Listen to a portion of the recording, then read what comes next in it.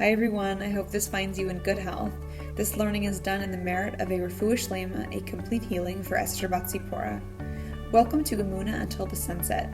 In these emails, I try to focus on ideas of Emunah and the Parshiot, the portions we read from the Torah. Emunah, generally translated as faith, can also be described as accustoming oneself to see all the phenomena of life as manifestations of God's presence. This weekend begins the Jewish holiday of Sukkot, also known as the Festival of Booths or the Festival of the Harvest.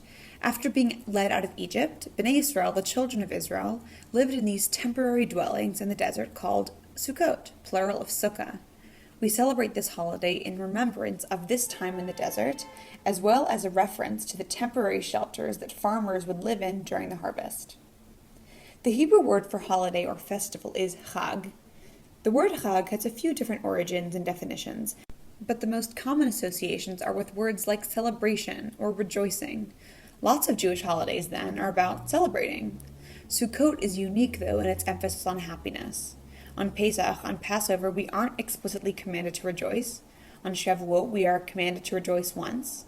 But on Sukkot, we are commanded 3 times to rejoice.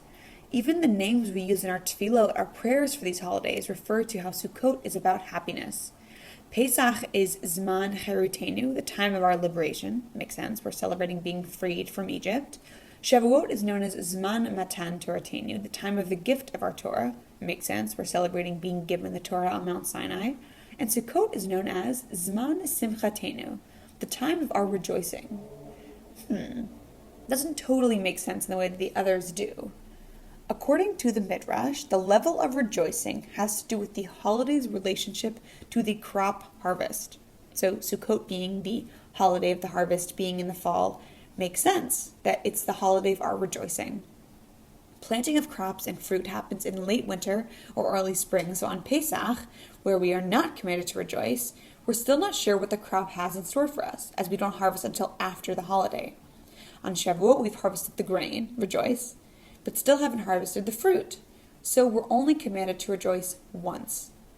On Sukkot, though, we have harvested the grain and the fruit from the trees, so we rejoice 3 times. Rejoice, rejoice, rejoice.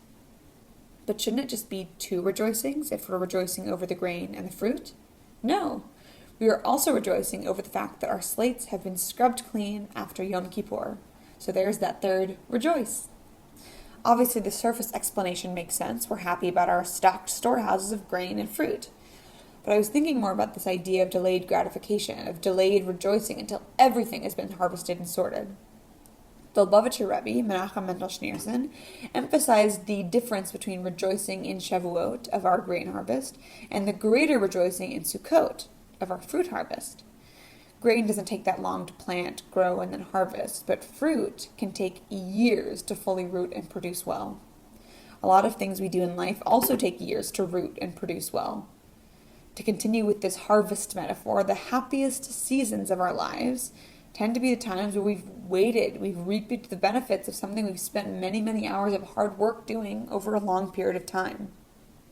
Sukkot teaches us about hard work, but it also teaches us to sit back and enjoy the harvest metaphor again, fruit of our labors.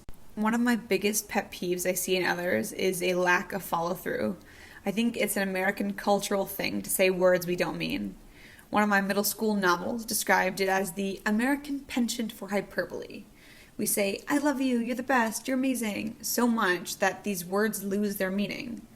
There's no meaning or follow-through behind them. Same thing with empty offers of, let's catch up, or the classic, we should get coffee.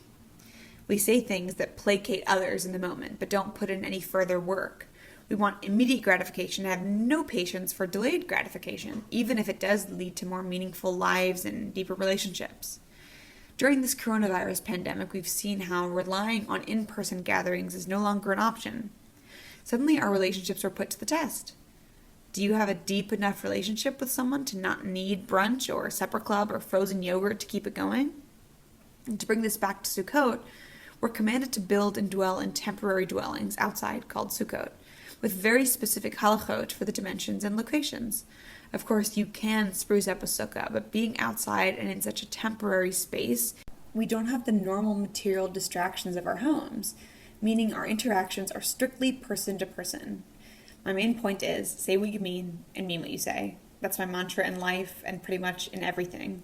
If you're a real person who acts like it, you can make meaningful, long-lasting relationships.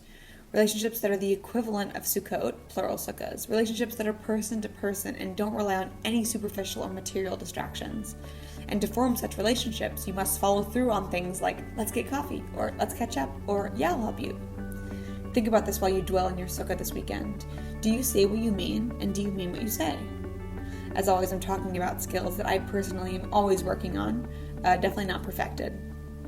Chag Sameach, Shabbat Shalom. Thanks so much for listening.